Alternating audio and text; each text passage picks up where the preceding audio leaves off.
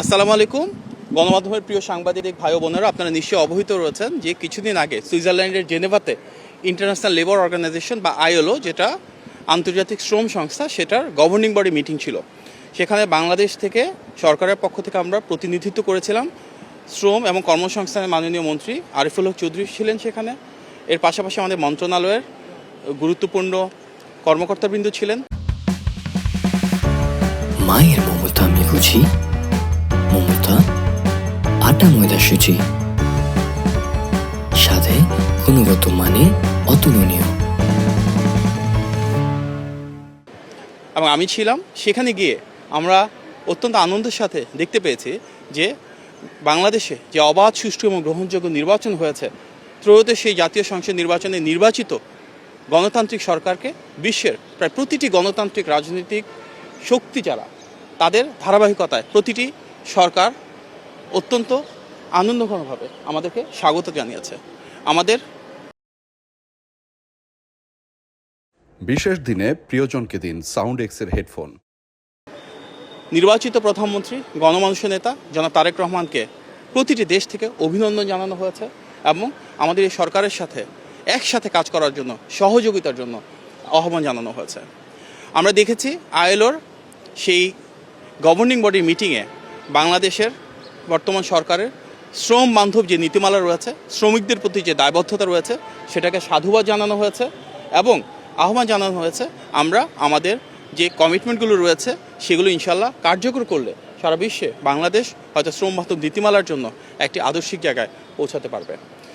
সেখানে আমরা আইএলওর যিনি মহাপরিচালক রয়েছে ওনার সাথে মিটিং করেছিলাম এবং ওনাকে আহ্বান জানিয়েছি ইনশাল্লাহ জুন মাসে আইএলওর মহাপরিচালক বাংলাদেশে আসবেন এবং তিনি আমাদের মাননীয় প্রধানমন্ত্রীর সাথে ইনশাল্লাহ দেখা করবেন।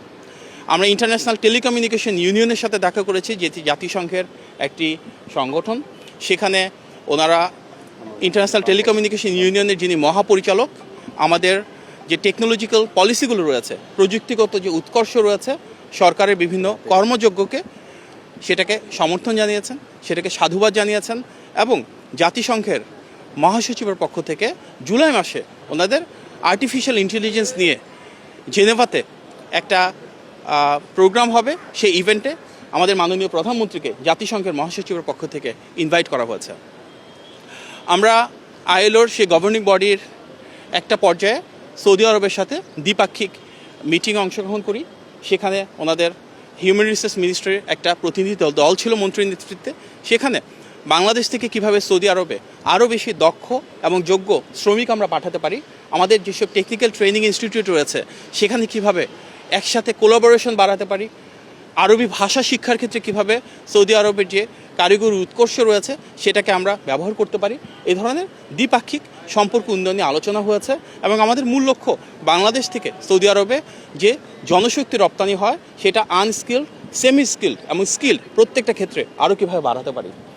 আমাদের মূল উদ্দেশ্য এই গণতান্ত্রিক বাংলাদেশে যেন আমাদের যে তরুণীরা রয়েছেন, যুবক রয়েছেন, যুবতীরা রয়েছেন, ওনাদের দেশের ভেতরে, দেশের বাইরে আমরা ব্যাপক কর্মসংস্থান সৃষ্টি করতে পারি।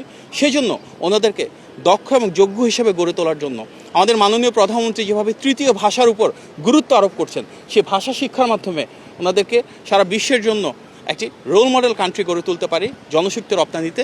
সেই জন্য সৌদি আরবের সাথে আমাদের আলোচনা হয়েছে।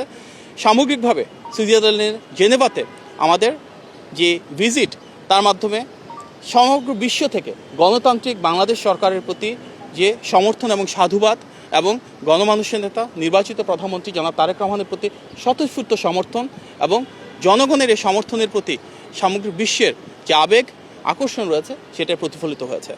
আমরা বিশ্বাস করি শ্রমবান্ধব নীতিমালার মাধ্যমে মাননীয় প্রধানমন্ত্রীর নেতৃত্বে ইনশাল্লাহ আমরা শ্রম অধিকার সেভাবেই সুরক্ষিত রাখব এবং নিশ্চিত করব যে আগামীর বাংলাদেশে শ্রমিক, মালিক সবাই কাঁধে কাঁধ মিলিয়ে এই দেশটাকে সামনের দিকে এগিয়ে নিয়ে যায়। আপনার সবাইকে অনেক ধন্যবাদ। আসসালামু আলাইকুম। ইউরোপীয় ইউনিয়নের রাষ্ট্রদূতের সঙ্গে সেই মিটিং এখনো চলমান রয়েছে। মিটিং সমাপ্ত হওয়ার পরে সেটি নিয়ে প্রেস ব্রিফিং করা হবে এখানেই। ধন্যবাদ। আসসালামু আলাইকুম। Thank you.